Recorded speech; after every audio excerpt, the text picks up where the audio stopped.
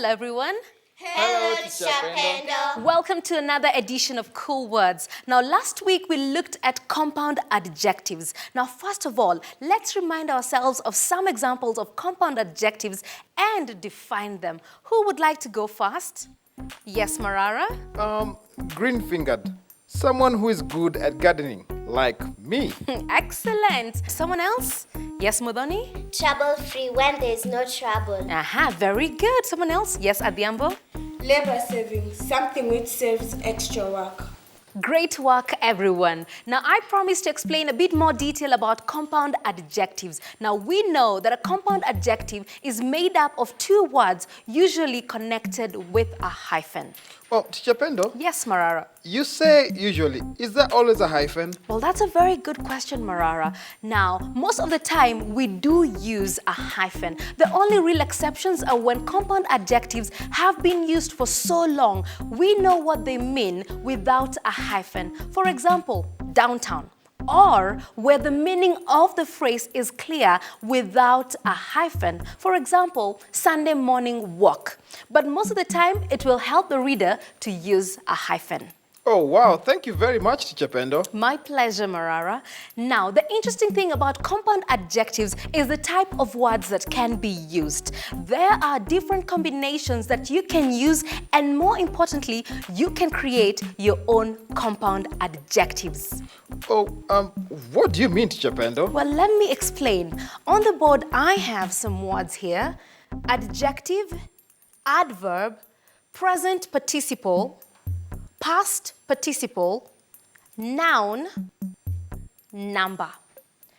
Now, are we all happy to know what these words mean? Oh, yes, Teacher Pendo. You see, now I know my numbers. 1, 2, 3, 4, 5, Okay, 6, Marara, 7, enough. Now, let's Okay. check the others. What is a present participle? Teacher Pendo, Yes, Marara. it tells us about an action that is being done. So, right now, I'm answering your question. Aha, good explanation. Well done. And what is a noun? Yes, Adhiambo? A noun is a word which is used to name an animal, place, or thing. Excellent. And what is a past participle? Yes, Modoni? A past participle is an action that has been completed. Very good. Now, I'd like us to think of another compound adjective and then describe what type of words we've used. Are we all ready? Yes. Okay. Marara, would you like to go first? Good looking. Adjective and present participle. Very good. Who's next? Yes, Wanjiko? Sugar-free noun and adjective. Well done. Someone else? Yes, Modoni? Deep sea, adjective and noun. Excellent. Someone else? Yes, Adhiambo? 20-page, number and noun. Excellent. Well done, all of you. Now, I'm confident that you've all mastered compound adjectives. Be sure to try making your own at home.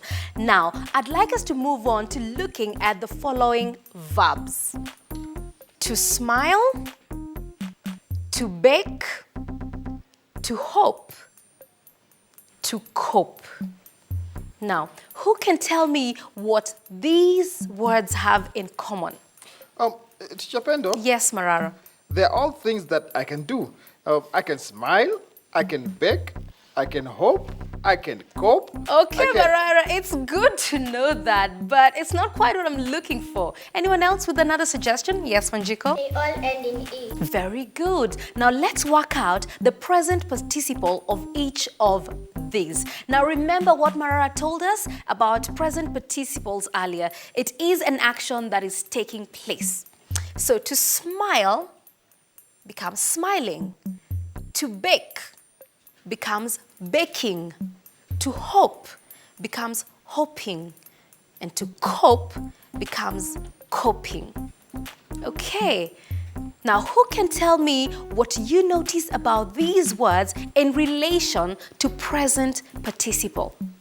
Yes, Modoni? We've removed the E. That's exactly right. Now, if a verb ends in E and the E is silent, we have to drop the E in the present participle. Oh, Teacher Pendo, Yes, Marara. that's an easy rule.